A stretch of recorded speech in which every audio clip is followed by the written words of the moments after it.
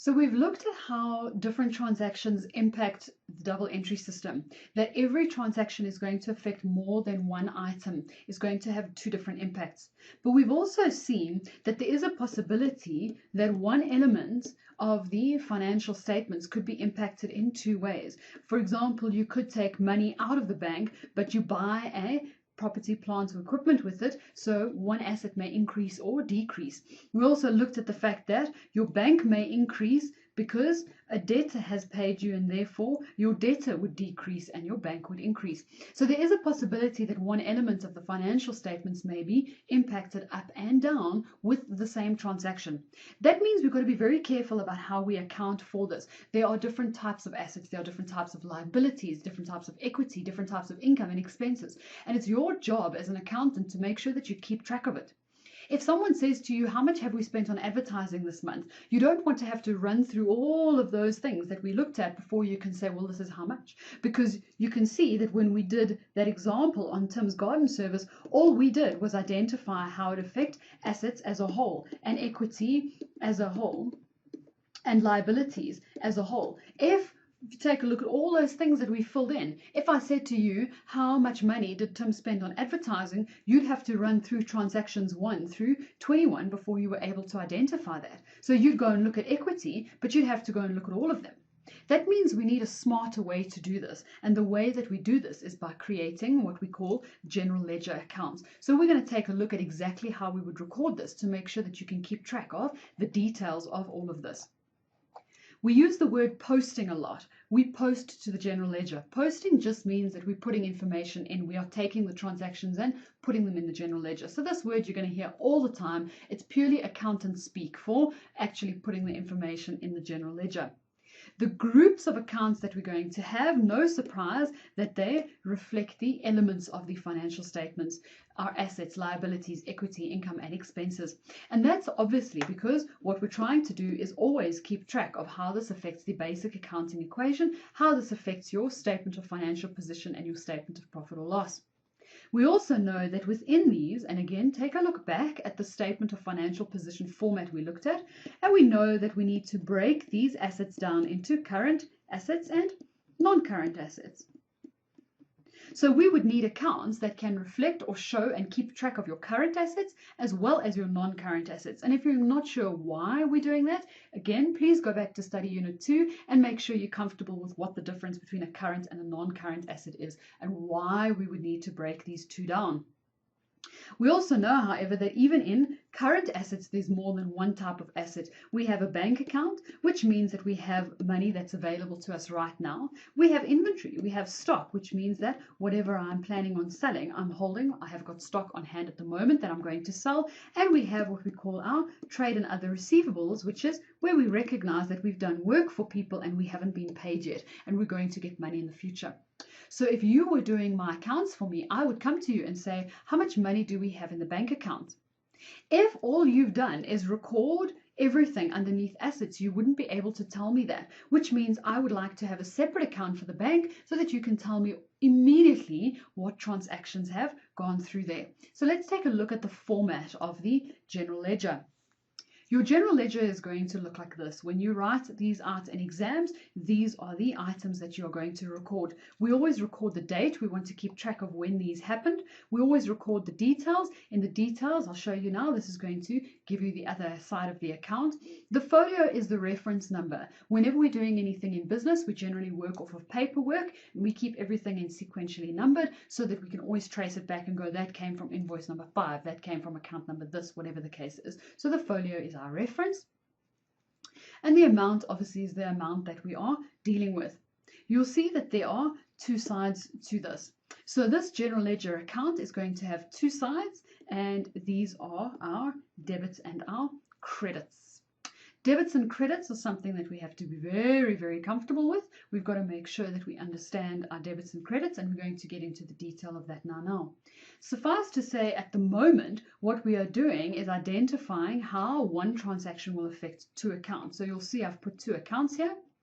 And if we take a look at it, here's an example. Tim paid 500 Rand to Stationery R Us for office stationery, he paid the amount from the business account.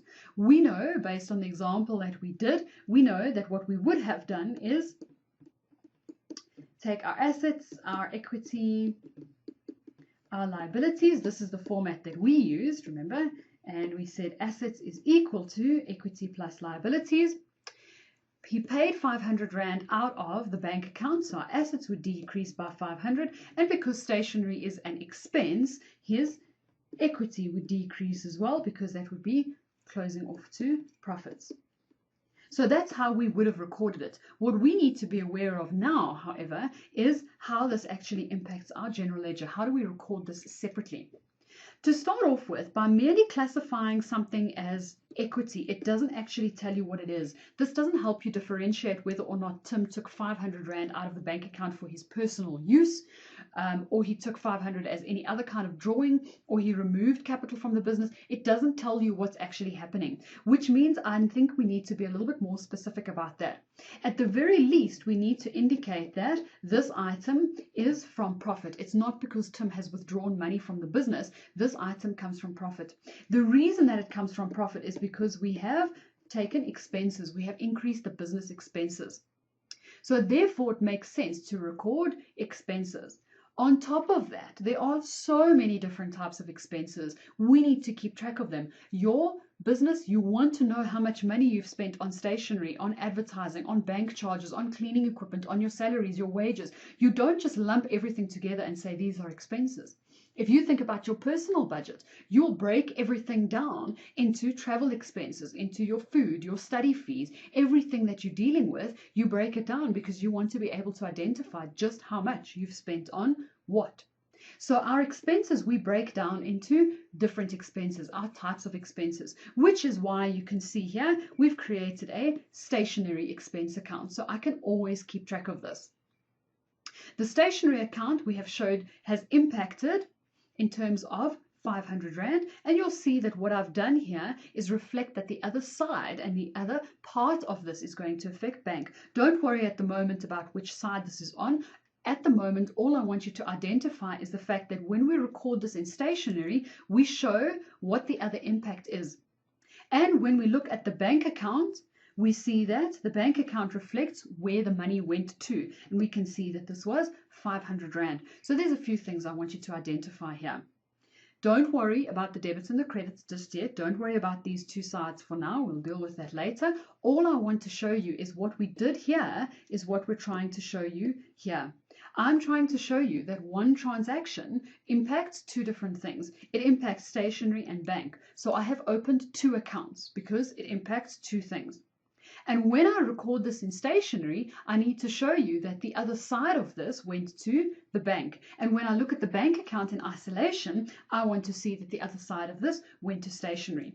The reason we do this becomes obvious when you think about the other transactions. This will not be the only thing that happens in the bank during March. There's a possibility that he took money out for wages. So you may find that wages has then been impacted by 400 Rand. There's a possibility that he makes sales, and again, don't worry about the debits and the credits, and that's going to be impacted. So if we look at the bank in isolation, you can see that what I've done is show you exactly where your money is going. I can say to him, well, you spent 500 on wages, on stationery, you spent 400 on wages, you got money in. So at every point, I can see exactly what you did with it. So we always record one transaction in two different places, and we show you in each where the other side is. We reference it so that I can see where that came from.